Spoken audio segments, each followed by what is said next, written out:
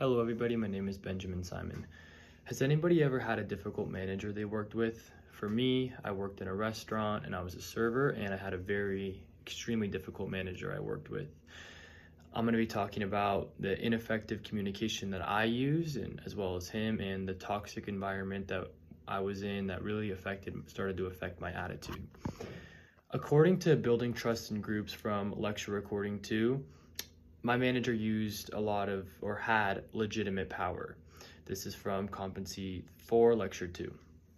And what I want to talk about is, because of his title of being a manager and the way that his status was, he put himself above a lot of other people, and it just created a toxic work environment.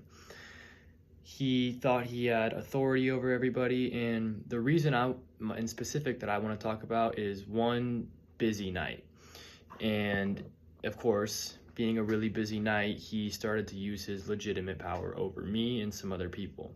And the way I reacted to it was not good. So basically, it was really busy, of course, and I had a lot going on, and I needed to bring dishes out from the back, and this person needed that thing, and all while this is going on, he's just really nitpicking everything for me and saying, Ben, so my hands got a little bit dirty and I started washing my hands. I did a good clean wash, obviously with warm water, in 30 seconds. And he basically told me, Ben, you need to wash your hands for 1 minute and 30 seconds. That's not sanitary. What are you doing? Blah, blah, blah. And I go, really? Come on.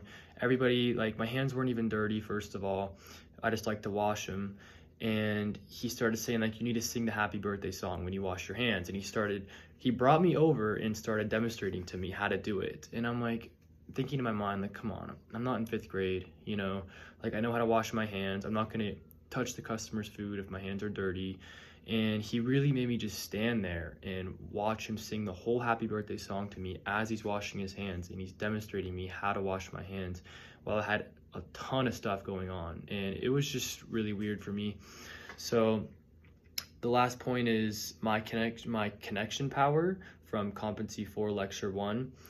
My connection with other employees there really helped me out in this situation, because I had a lot of stuff to do, and I told them if they can go and do it and help me out while he did this with me. So in conclusion, he was just a really nitpicky manager, and something he could have, or I could have done better in the future, was have more situational leadership, because I kind of yelled at him after, kind of told him why are you doing this right now, blah, blah, blah. And this is from Competency 4, Lecture 2. I should have just adjusted to match him. I know it was really busy going on, and I shouldn't have just really gave him attitude, because if I adapted more to his style, then it would have worked out better. The next thing I'm going to talk about is an interview I had with a poor communicator.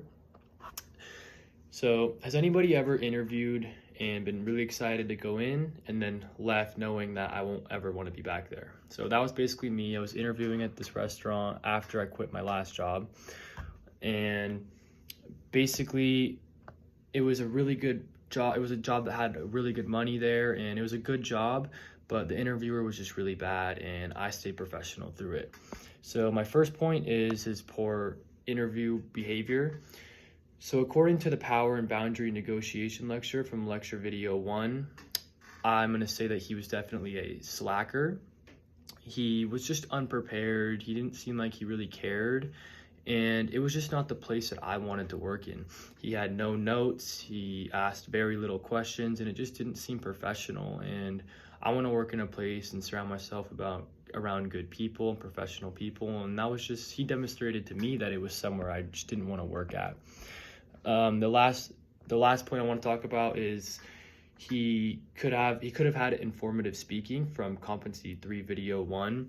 He was just really a bad speaker. He didn't take notes. He didn't make much eye contact with me. And if he was a more informative speaker and taught me things about the restaurant and taught me things on what I need to do better as a server, it would have been a lot better. So I stayed as a team player though from Competency 4, Lecture 2. And I stuck to my script. Even though he was being unprofessional, I stayed professional, and I realized that I didn't put myself above him, but I said I'm doing a lot better than this guy is, and this is not what I want to be. Thank you.